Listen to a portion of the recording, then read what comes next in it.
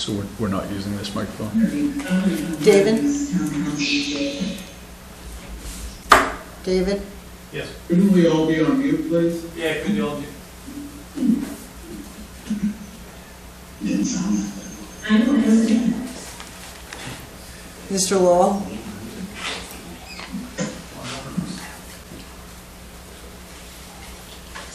I think it's just the main speaker. Oh, okay. Taking it away. We're not going to be using the podium then, right? Correct, Angela? Right. Okay. You can speak, I guess, right from here, Oh, right great. from where you are.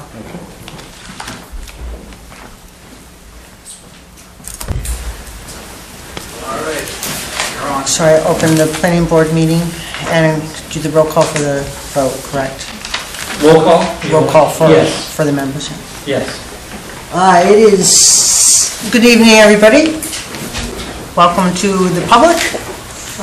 It is September 7th, 2020? October 7th. October 7th, thank you. Yeah. October 7th, 2020. It is 6:36, and I will call the public hearing to order. We have a meeting hybrid, so we have several members Zooming. Angela, if you would please do a roll call vote, see who's here. Michael Preventer. Present. David Christensen. Present. Deborah Burrows. Present. Edward Zelmanow. Present. Kayla Goddard. Present. Lori Anthony. Yes, I'm here. And Dwayne Prescott is absent. With that being said, I declare that this meeting is open and we do have a quorum to proceed. First up today is the public hearing, and if you would like to make your presentation, that would be great. Sure. And you'd like me to do it from here? Or- From the roster, it's Yeah. fine. Either place you have speakers, mics for presentation. Hello, my name is Christian Loranger. I'm from NBD Solar Maine. I thank you all for having us here tonight and taking your time to listen to our presentation this evening. So what I usually do is give a run-through of a little bit of the construction process for this ground-mounted solar array that we're proposing for 719 Main Street in Waterboro. And then I can go through a couple of little bullet points, and then we can open it up to questioning, and questions are usually the meat and potatoes of the meeting, and then I can take all the questions that anybody has. If that works all right? That works fine, thank you. Okay, wonderful. So what we're proposing, again, is a ground-mounted solar array of approximately just under 18,000 panels. And basically, the construction of this project involves taking a 4-inch screw and drilling that screw 6 feet into the ground. There are 4 of these screws that we put legs into, and the legs will hold up a table, and the table holds about 36 panels. So there's very little ground impact to support the panels that we're putting in across the array. The electricity that's generated in the panels is taken down wires that are supported within trays in the tables, so above ground, until they culminate together, and they're taken at the end of each table into the ground, where they go back to a central combiner, where all that power is combined. It is then taken through an inverter, because the power is created in DC from the sun, much like your car battery. We take it through an inverter where it is changed into AC power. It is then stepped up through a transformer. There are 2 of these setups on the site. It's then taken through a transformer. It is stepped up to the line voltage, which at the street is 12,470 volts, and it's carried into the street. At the street, there are several shutoffs for both Central Maine Power to be able to shut the system off remotely and physically. The fire department can also shut this power off physically. We can also shut it off remotely and physically, so there are several shutoffs along the way. There's also some metering equipment which measures the amount of power that's going into the grid at any point in time. As far as the inverter and the transformer go, there are two separate locations where these are located throughout the field. And the inverter's probably 6 times the size of your refrigerator at home. The transformer, you've seen some large ground-mounted transformers outside of a grocery store or something of that nature, and our transformers are in the scale size of that large green transformer that you'd see outside of a Shaw's or a Hannaford or something of that nature. So we generate the power and it goes into the grid, and through the metering process and through the State of Maine program, we're paid for that power in a contract for the next 25 years, okay? So the good portion of that is it's a guaranteed source of income for the project that's amortized out over the next 25 years. So the positive portion of that for the town is that this is not a project that will go out of business because it has a guaranteed revenue source for the next 25 years. Should anything ever happen, we post a bond with the town. Like any large-scale infrastructure project, we will submit a bond breakdown that shows how much it is to remove every table, every panel, every nut and bolt, and there will be an added cost of living increase added to that amount every year going forward for the 25 years. So that should anything happen along the point in time that the town would need to remove the project, which won't happen, if we weren't able to remove the project, if for any reason we wanted to, there would be the monies to do that, so it wouldn't cost the town anything. So I'll just jump in for you, Chris, Sure. for a second. The board, you have We did received get the breakdown for decommissioning of the facility. Yes, we have. Okay, so you We have. received the decommissioning bid. At that point, the other good portion for the town is that this is a moneymaker for the town. We don't require any services, so we're not educating any children, we're not using any water, we use no police services or fire, and yet we do a pilot program, which is how the town gets paid. The pilot program stands for Payment in Lieu of Taxes, and this accounts for, it reduces the struggle of depreciation on the town's taxation rate. It also balances the project out for us, the developer, in that we're not paying sky-high taxes year one and then having it on a descending scale as the project depreciates. It carries a guaranteed payment through for the life of the project, which is negotiated with the town. That way the town can guarantee the same amount of money coming in every year and plan that money out into the length of the project as well. So it's a value added for the town at that point. I guess the last thing that I would have to say in regards to this project is that I believe you've already received the approval from Maine DEP and Maine Wildlife. I believe that's already been sent to you. We have already received approval from Maine DEP and Maine Wildlife. If you don't have it, we can certainly get it to you, but I believe it's part of the package. You guys have those, that was on your initial set of plans that came through. Okay. That were stapled together. So outside of that, we're seeking approval from the planning board this evening. The project is also set back from the street and slightly visible. A very small amount of the project will be visible from Main Street. Most of this will be hidden off the beaten path. We have had talks with a few neighbors this evening that may be impacted by us coming up to their property line, and we have just worked out a planting plan with another neighbor that wasn't on the updated planting plan. We will be resubmitting another planting plan, should have it tomorrow morning, for another one of the neighbors, and we'll also be sending that directly to him. We shook hands on it. I think we've got a good deal, and we understand where each other's coming from, so we'll make sure we make that change to the plan as well. With that, I'd like to open it up to questions from the board or from any members of the public, and I can take any and all questions that anybody might have. Is there anyone from the public that wishes to speak? Yes, sir. David, correct me if I'm wrong, they don't have to go to the podium if they don't feel comfortable. No, if you can stand right up where you are. If you're comfortable standing right at the tip, you're fine. If they can move to the podium, we can see them. Oh, that's a good point. Oh, okay. If you can go to the podium, they can see you. Okay, Sorry. just, It'll be heard and seen.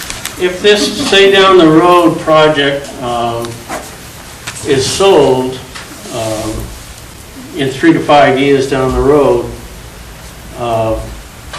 what agreements are maintained? In other words, we have agreements of setbacks and tree cuttings, and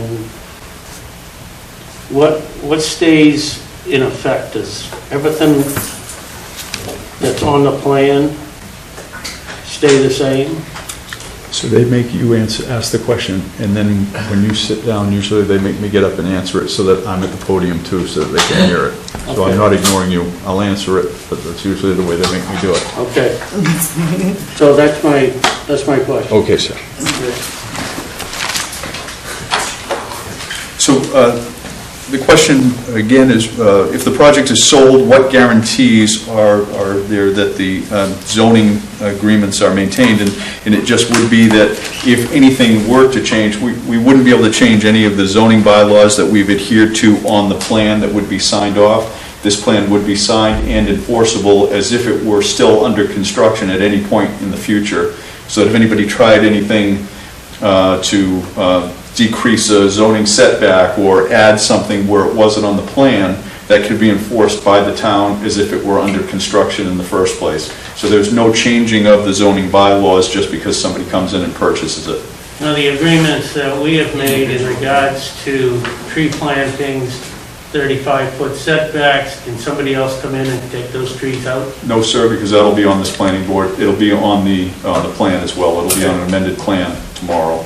Sorry?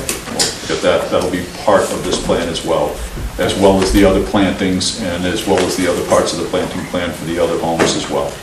Okay, thank you. Yes, sir. So, yeah, I'll go a little further with that, and reiterate pretty much in different words, but what Christian has indicated is that, as with any development, once a project is approved and it's got any conditions on it, because there are recommended conditions that the board will also take, not take, expand, whatever, all that runs with the plan. It doesn't run with the ownership. So whatever is in place at the time of the approval will stay in place forever. That would include, unless it was renegotiated, any negotiated contract or pilot, as Christian mentioned it, any negotiation that occurs with the town manager in order to establish a fee in lieu of, that everything stays in place until it's either renegotiated, and that includes any plantings or anything, because it will be part of the approved plan. And that's for the benefit of us as well, right? It's a deal on both sides. Yep. Another question? Oh, I'm sorry.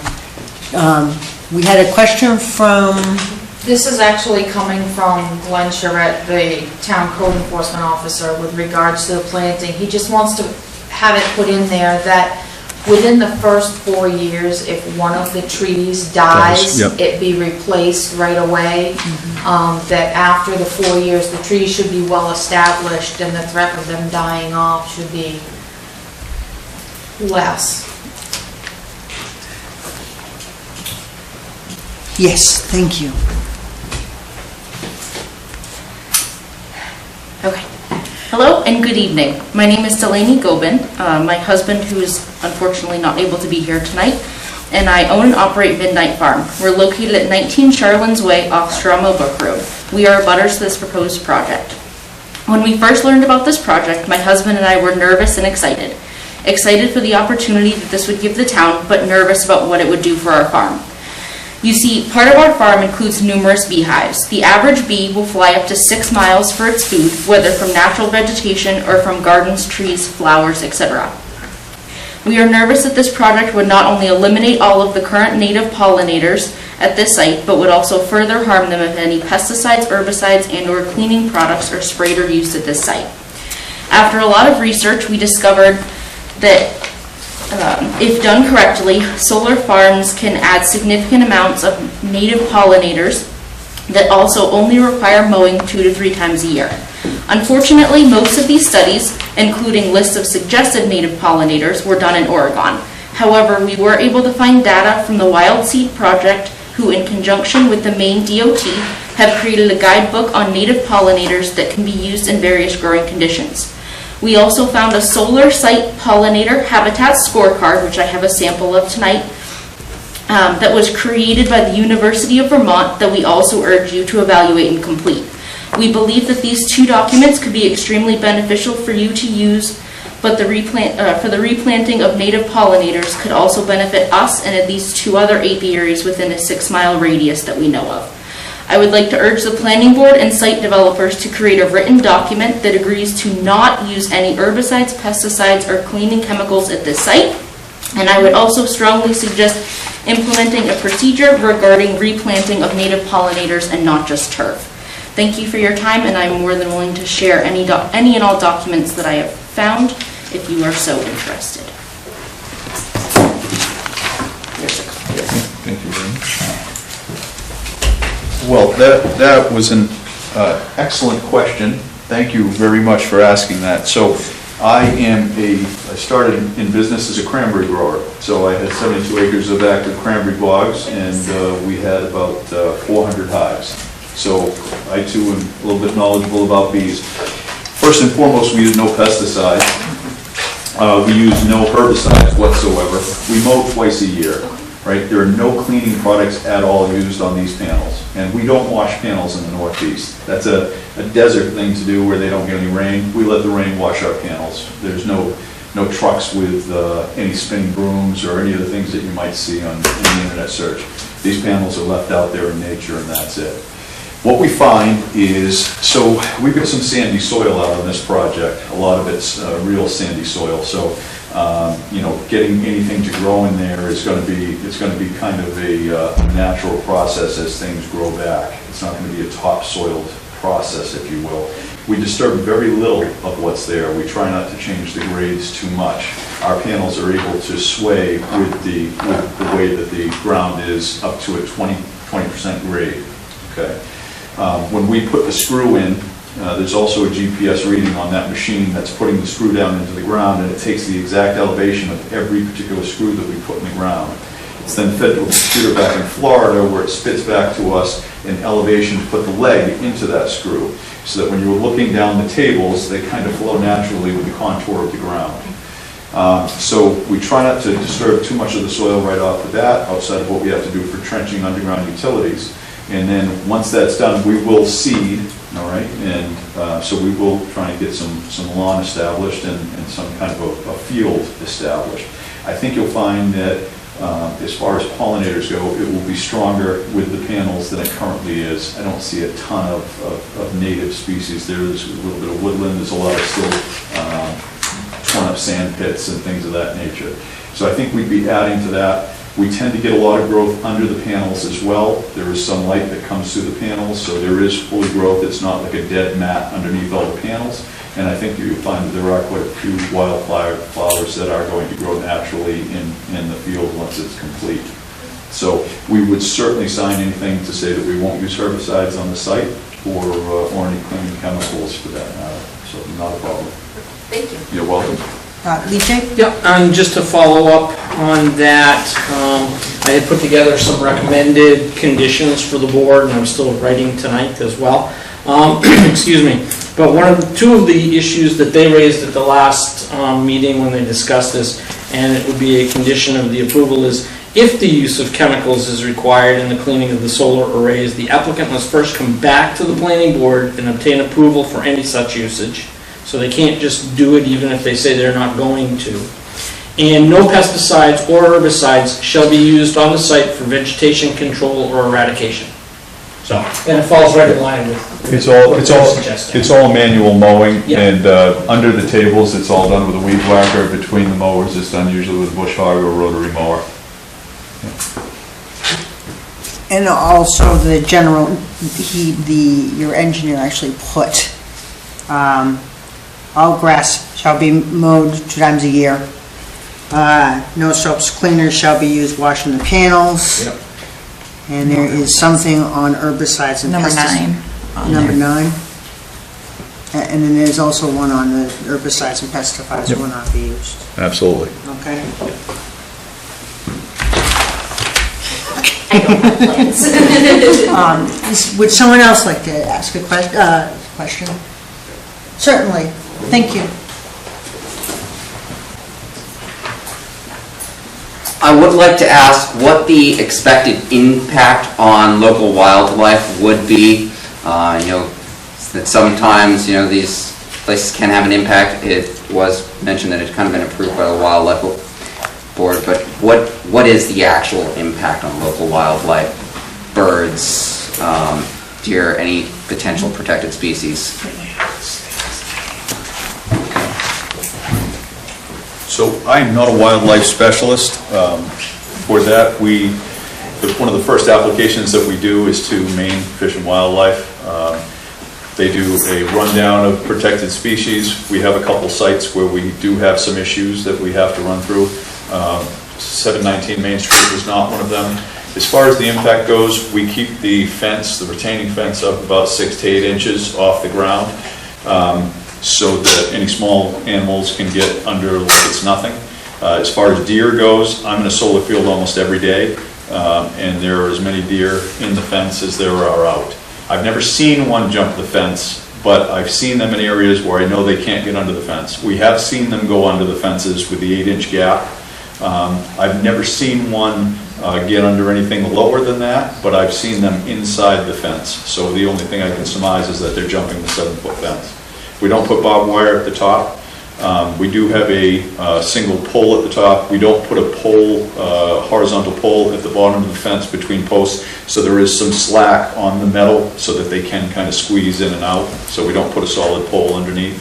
So as far as impacts to wildlife, I see a lot more wildlife in the solar field because you're out there and it's a little bit more open, but I haven't seen it deter anything from getting in or out.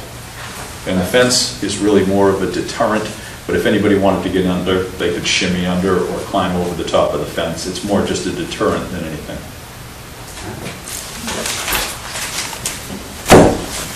Yes. So during the site walk, you had mentioned that... Could you mention your name, please? Sure. Yes. Sorry, we haven't been doing that. We need to do that. Sorry. Crystal Savage. During the site walk, you had mentioned that it is a power plant. That's not something that I'm familiar with, so how is that considered? Is that based on wattage? Because certainly thinking about solar, sure, it sounds lovely, but thinking about it being a power plant, I'm not educated enough to understand what that means. Sure. So I'd like for you to comment on that. Sure. Thank you. What I meant when I said power plant, so it's a fixed ground-mounted solar array. It's a solar farm.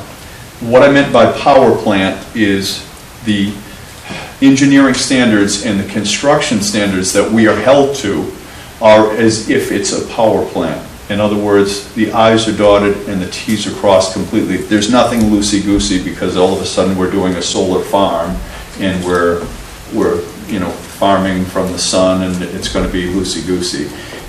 All the nuts and bolts are torqued exactly to specifications. There are torque marks on every nut and bolt, all 1 million of them. All the legs have to be in, surveyed, engineered.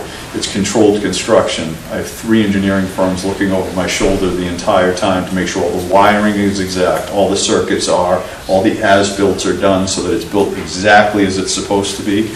We then get an alter survey at the end to make sure that everything jives with all the easements and everything else. So what I meant by power plant is that we are held to the standards of a power plant that's creating electricity, not from the standpoint as to what it is as you're looking at it with looming smokestacks or something of that nature, just to the standard that we're held insofar as the construction that we have to adhere to. That's what I meant by the power plant standard. When they build a power plant, they watch everything under the sun. We have to do the same thing even though it's a solar array. Yes, certainly.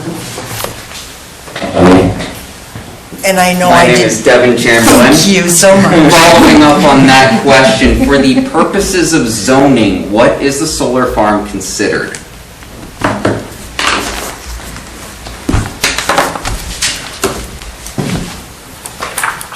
I thought you were going to have that answer right there. I probably could, but it wouldn't be quoted, so I figured I better go to the ordinance. So certainly there is no specific use called a solar farm at this time. State of Maine, many communities in the state, I don't want it to be recategorized the wrong way, but we're not prepared for this because everything kind of happened very quickly. Some towns have started to develop solar ordinances and use categories.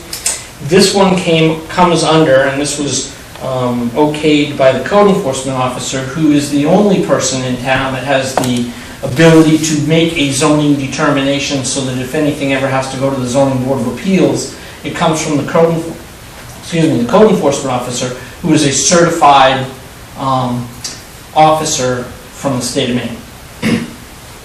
So it comes under a catch-all in every zone in the town, under communication towers and high voltage transmission poles, lines, unmanned substations, etc. is the exact use category that this would fall into in this town. In other towns, there are public utilities. Every town is different, but not any town in York County at this point has a solar farm use in their zoning ordinance. So with it being considered that, what zones is it allowed in? Every zone. Those types of uses are allowed in every zone. Just wanted to do a follow-up to Ms. Savage's question earlier, in that also it's important to note that at no point do we create any more power, okay, any more voltage than you have in the line. We don't produce nearly as much amperage or as much power, if you will, wattage, as the lines that are running in front of your house.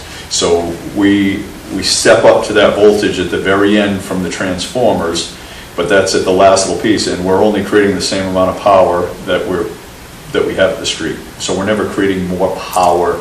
That power plant analogy is one that I'll never use again.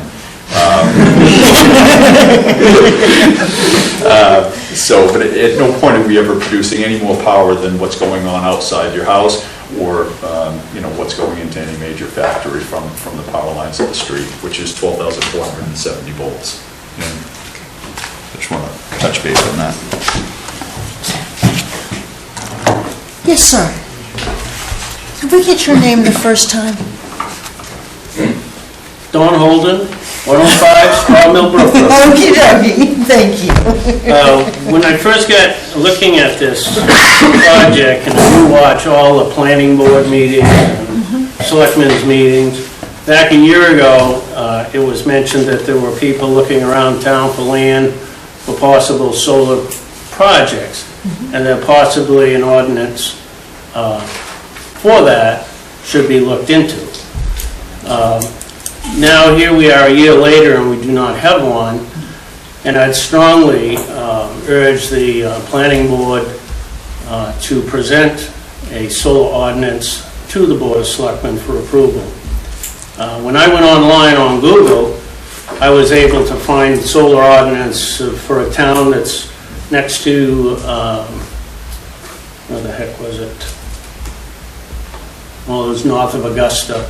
I also found Limerick, the town of Limerick next door, has a solar ordinance that was developed over the last year. And I have a copy of that, and you can go online and you can see that. That ordinance could be used to help create one for the town of Waterboro. So there is ordinances out there, and the one for Limerick, they use the same lawyer, Natalie, as what the town of Waterboro does, so I'm sure that you can contact her and she can help with that process. And the question for Christian is, if down the road, none of these projects always go perfect, right? Well, we try. Yeah. Quite a few out there looking over my shoulder, so I'm going to make sure I've got the I's dotted. On my property, there are stakes in the ground that have been there, I don't know, 50, 60 years, right? They're old stakes, are in the ground. I helped the surveyors find some of them when they were out surveying. And then I saw that there was going to be future surveys done before any cutting starts taking place. That's great. What happens if they don't agree? You know, I think the stake is there, it's always been there, as long in the 50 years I've been here. And all at once they say, no it isn't, it's 40 feet over there. Okay.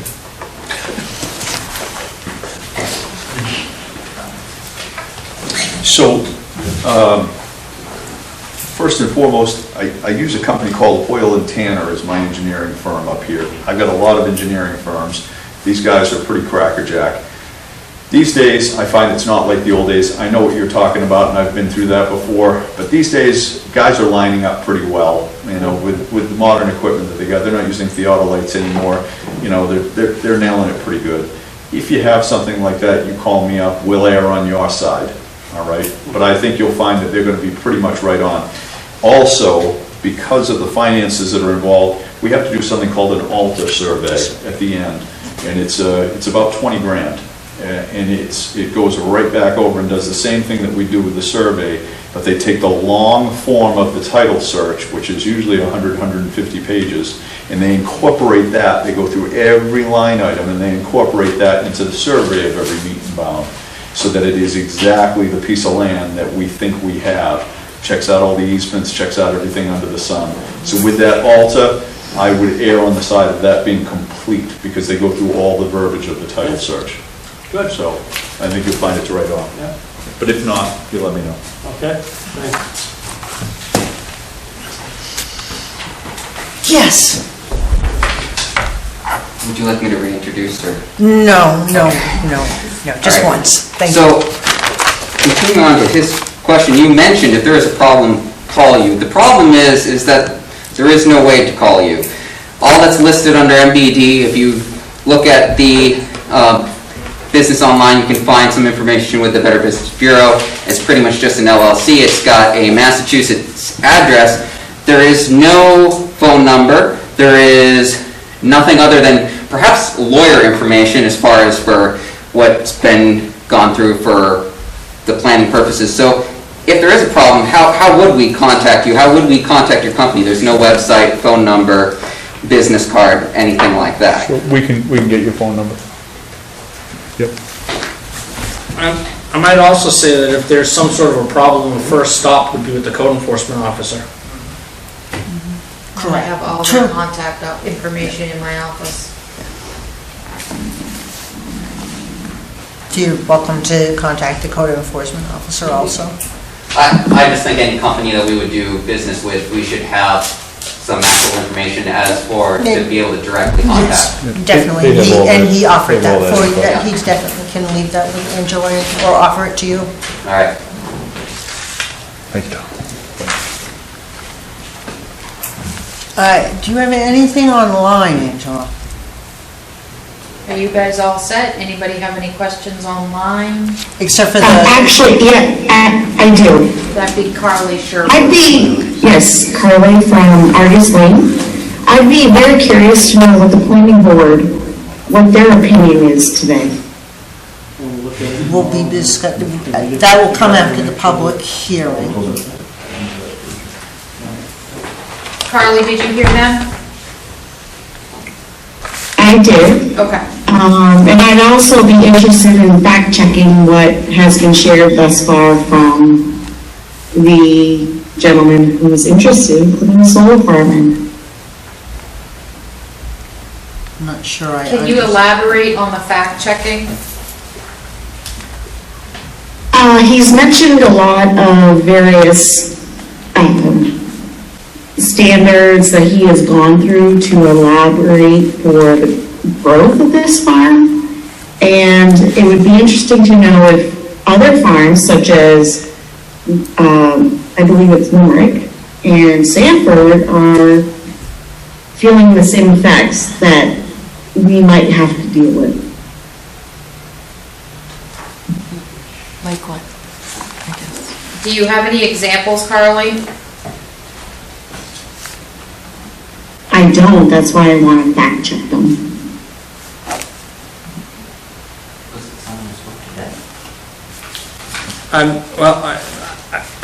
I guess I'm not sure exactly, but I can tell you that there's probably 15 to 20 solar projects in York County alone being considered right now, and they're all very similar, different developers, different solar entities, and they're all very similar in nature to what has been shown and discussed thus far.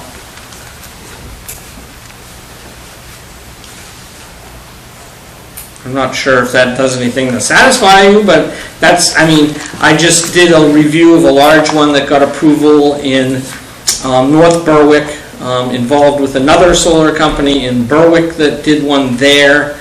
We're responsible for reviewing 2 for the town of Sweden right now. We're doing another one in Newfield.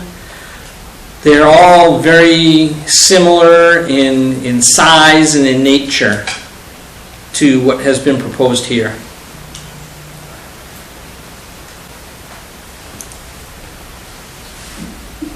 I will wait for our next meeting then. Yes. Great.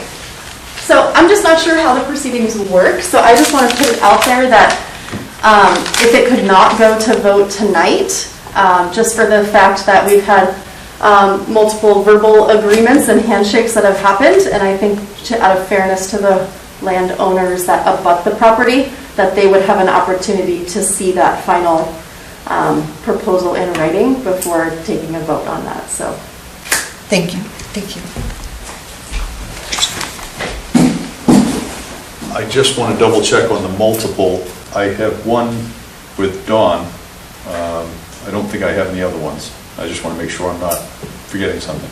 yes. What about the fact that there could be other abutters that might Right. be, that couldn't participate in this meeting that might want to have that same kind of dialogue with you? In all fairness, shouldn't they have that opportunity as well if they couldn't make themselves available? And they're learning and getting educated this evening. I'm not one of them, but what I'm saying is there are potentially other abutters that would have that same concern. Or are we looking for citing approval this evening? Is that We haven't got that far yet. The planning board hasn't been able to discuss that yet. The public hearing is for the abutters and anybody from the town to speak. And then the planning board will convene, and then I'm sure there's going to be more questions then also. Are we allowed to ask questions of the planning board at this time?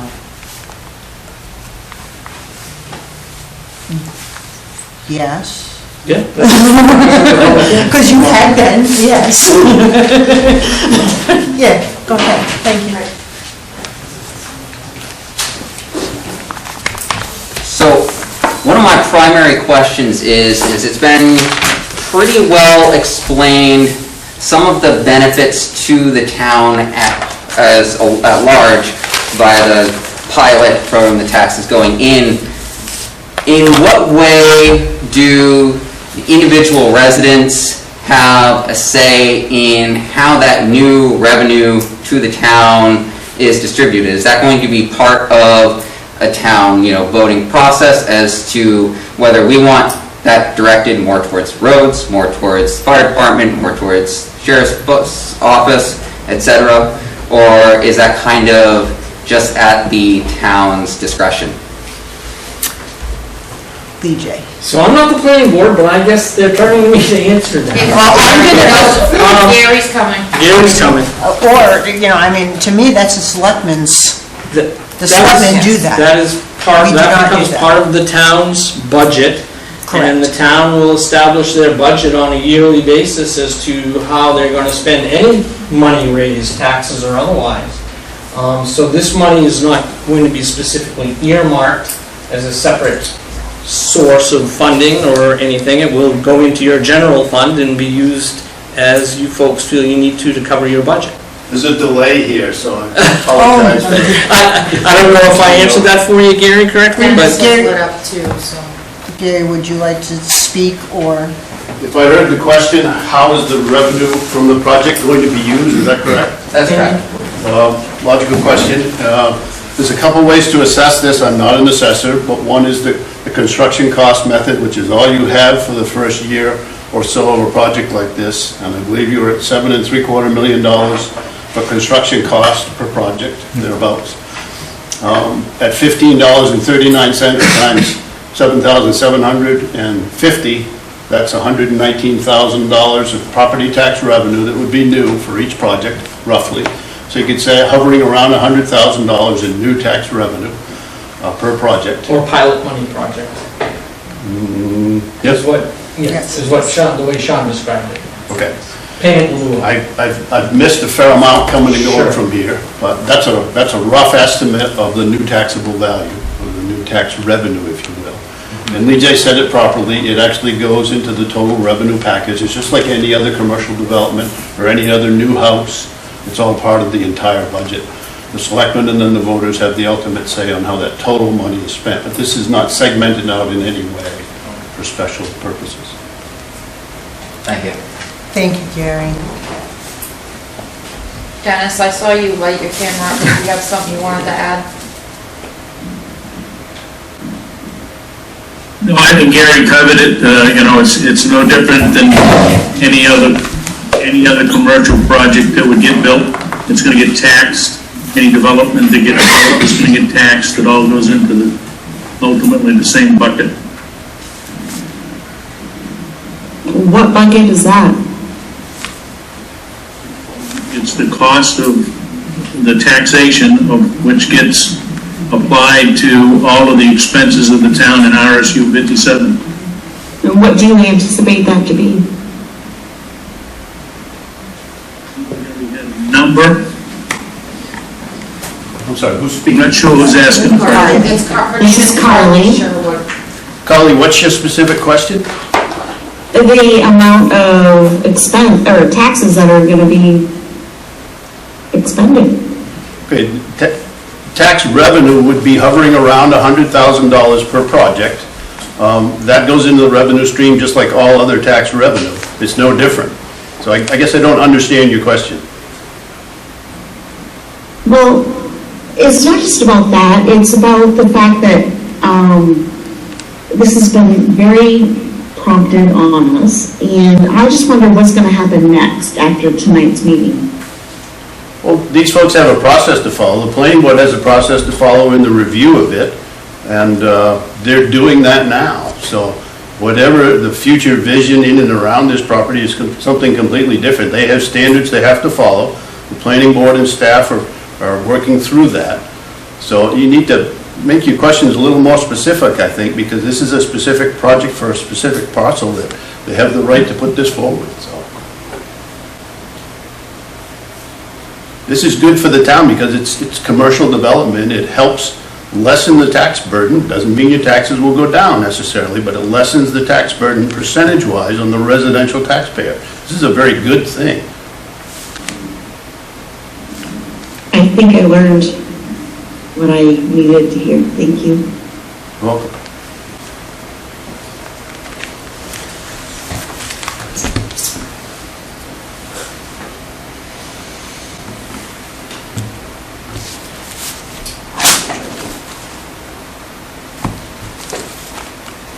Anybody else online?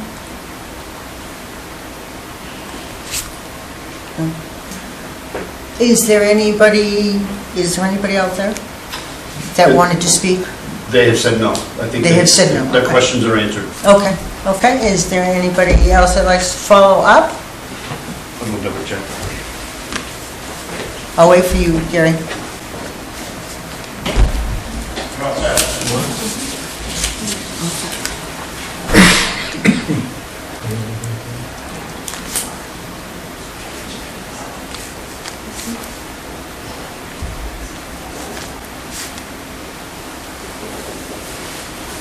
You're all set? No more questions from the public? He's got 5 seconds. Go ahead. Yeah. Did Mike just raise his hand? Or- Oh, yeah. Hey, He's been playing. we have our chance afterwards, so this is a public hearing. We have to close this first before we start the regular Waterboro meeting. If I don't hear, did Gary answer? He said all set. All set, okay. With that, I find the meeting to be closed to the public. Do I need to vote on it? Or do I? No, okay. Just, as chairman, you close the public. I can close that. I apologize, I'm new. So no, as chairman, the public hearing is now officially closed at 7:20 PM.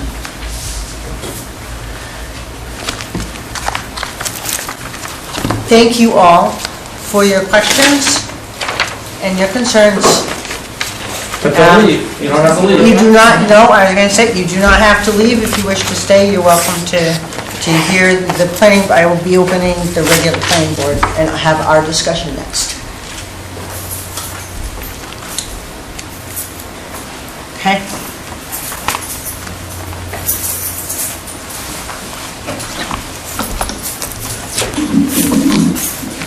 I'd like to begin if I could.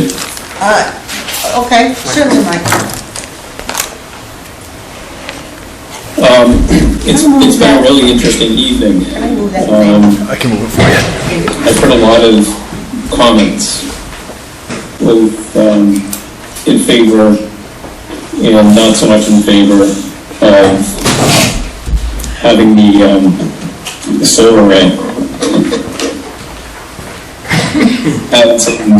We had questions about tax revenue, how that would help lessen the tax burden or lessen a future tax increase.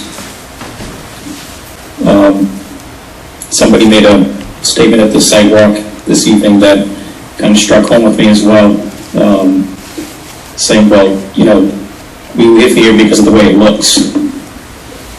And that's why we chose to buy this property, because of the way it looked. So many things to weigh here because my 3 acres out here behind Town Hall could easily be developed. And I may not have a say in what that looks like, who abuts it, who buys it. And I think it's a risk that we all have when we own property. And we get very, very protective of what we see and how it makes us feel when we step out on our property and look out in our backyards. Thinking about the purpose of the project, I know that this is a business. Obviously, energy generation is a business. A nuclear power plant is a business, highly regulated, expensive to operate, and that does provide energy to the grid. May not provide energy to the home right next door, but it goes out to the grid. That provides energy for all of us. And thinking about solar, you know, is it better than a coal-fired power plant being in the center of town here? Because somebody says we need to get power in York County, and this is the site where we can do it. And yeah, we can do it. We can, you know, rewrite all the ordinances, change it all, make it all work. Yeah, that stuff works all the time, right? But thinking about what our town looks like, I think about the sign when you come into town. What you see on the sign, you know, you don't see a solar array yet. I think you see the old tannery, might be a mill on the sign. It's changing, and you know, there could be 23 homes that go up there. 23 families move into town, that's okay. But then our burden goes up with RSU 57, the demands change. A lot of things to consider. I could not be comfortable with a vote this evening, just for the public to know. I have some things that I need to think about, a couple more questions I need to ask. And just think about it a little bit. Thank you, Michael. So, is there any questions or comments from anybody else on the planning board?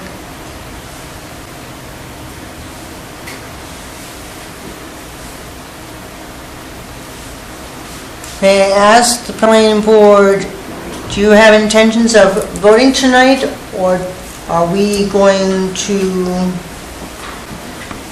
Table action. do a table action?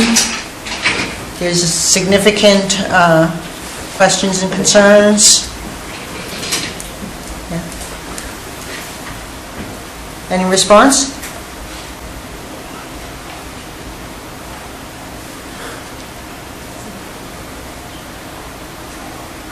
Can you state the question again, please? I couldn't hear it very well. I was wondering if the board was feeling where there was so much questions and concerns concerning this project, if we should get everything in place. I mean, I've provided some potential conditions of approval to you.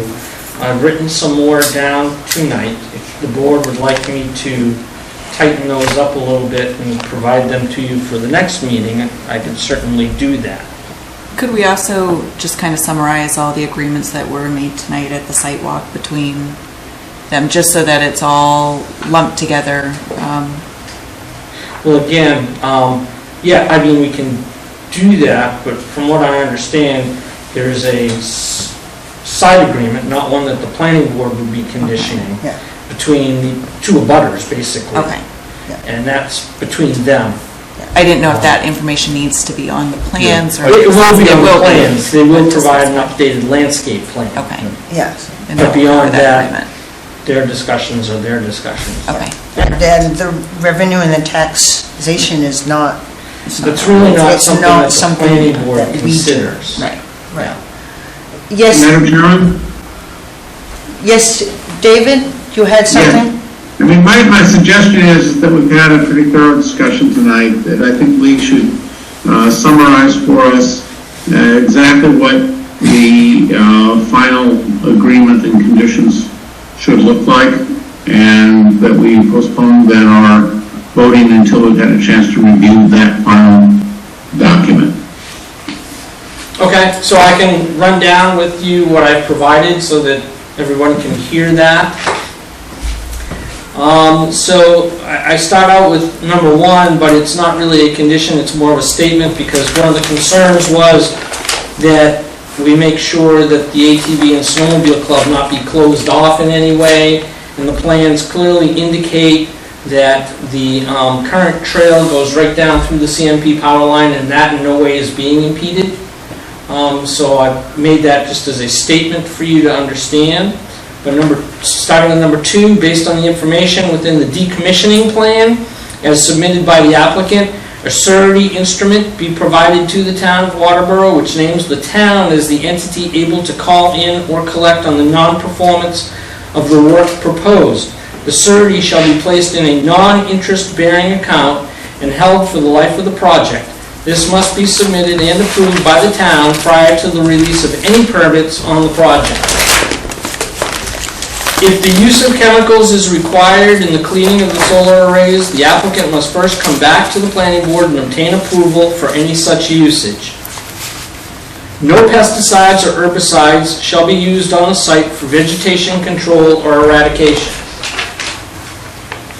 Access road to and in the facility will be a minimum of 20 feet and 20 feet wide and built to support a truck with a gross vehicle weight rating of no less than 45,000 pounds.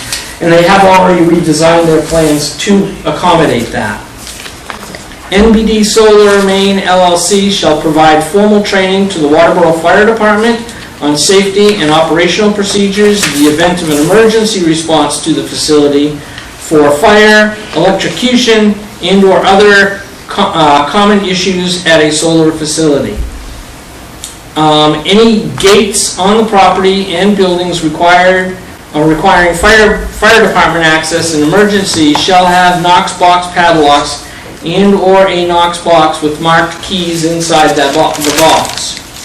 Then tonight, I've also at least handwritten, and I would add these for you, would be successful negotiation with the town manager prior to the start of construction on the pilot program for payment in lieu of taxes.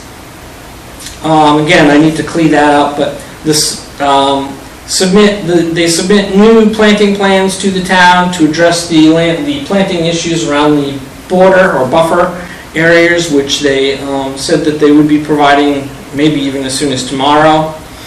And tree replanting shall be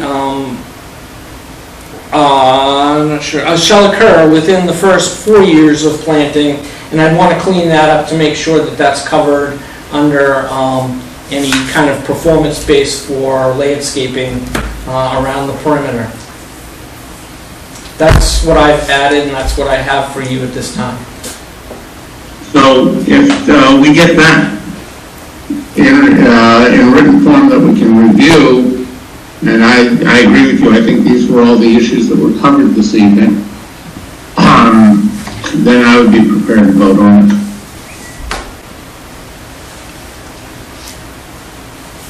At the next meeting. At the next. I just want to clarify. Yeah, at the next meeting. Yeah, you're not going to get them in writing tonight. No. Yeah, so at the next meeting.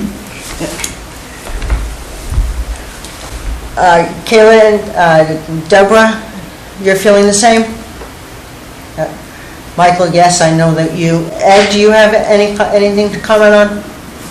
I would be comfortable with doing a vote tonight that BJ has read off the conditions of approval that should meet the issues.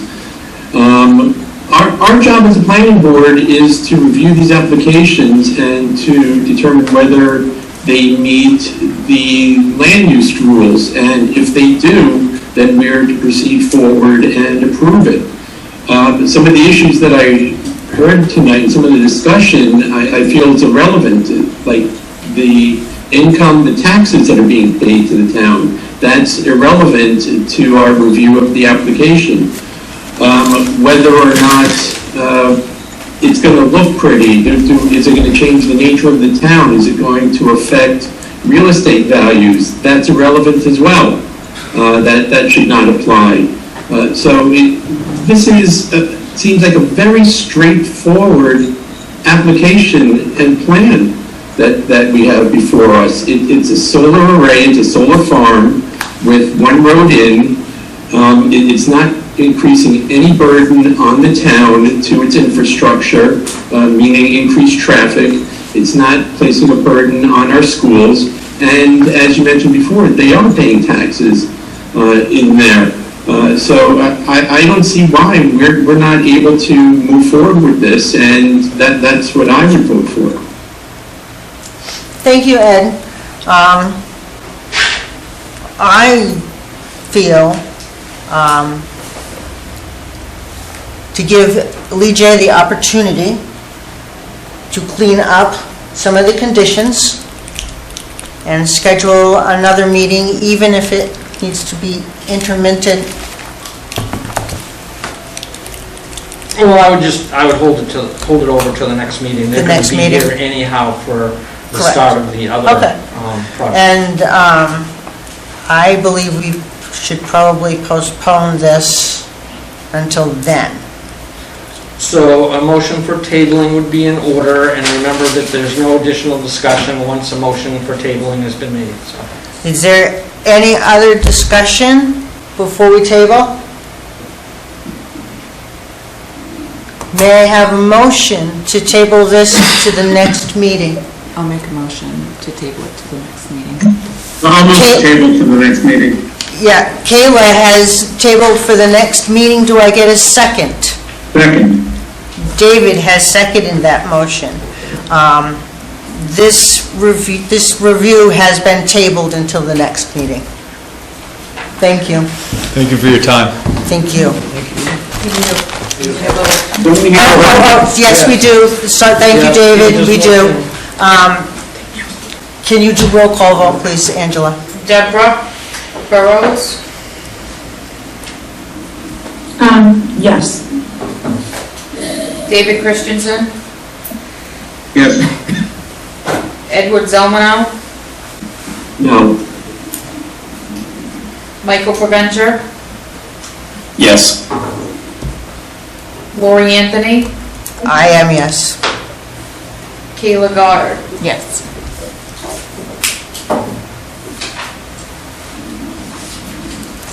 So motion has been made and accepted.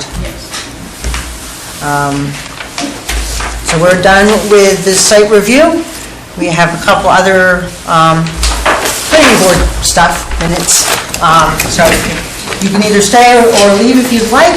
Thank you for your time. Thank you for the people that showed up. Thank you. I love words.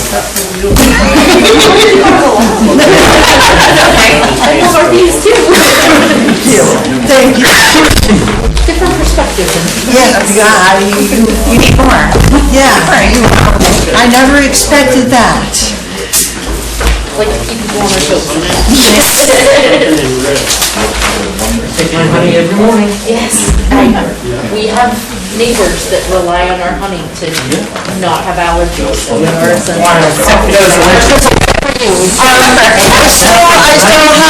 I still have a planning board meeting. Thank you.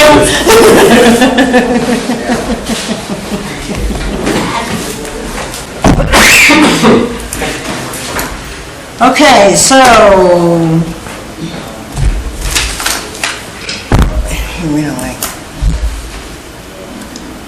did everybody got them? No, because we worked those today, so we have no minutes. Okay. There are no minutes to review. They are not ready yet. So we will do the September review, the review of the September 16th minutes. Next time we'll put that on the agenda. We don't have any old business. We do have a communication, and that was the emails from Don Holden that were forwarded to you regarding the Sokokis Trail, right? No, that was regarding the Straw Mill Brook Road, which prompted the replanting plan. And Devin Chamberlain was regarding the Sokokis Trail. He spoke tonight as well. Okay, all right. So we have no items needing signature. May I have a motion to, I still have several items in the office from the last time that still need signatures. So could the people that have not signed the minutes and items for Angela come in and sign those, please? Ed, I understand, Edward, I understand you're not feeling good, so when you're better. When you're feeling better and up to it. Yeah, absolutely. That last week, for the fire department, we were working at the middle school and screening the kids to try to get them back to school, so they're just making sure that I wasn't exposed, so I just want to make sure everybody is safe. Perfect, thank you. Thank you, Ed, we appreciate it. Is there anything else that anybody would like to discuss? May I have an motion to adjourn tonight's meeting? You may. David has made that motion. Second. Who was that? Okay, Michael has seconded. This meeting has now been adjourned at 7. You need a vote. Oh, vote, roll call, please. Thank you, Angela, for reminding me. Deborah? Yes. David? Yes. Edward? Absolutely. Michael? Yes. Kayla? Yes. Lori? Yes. So vote. This meeting is now adjourned at 7:38 p.m.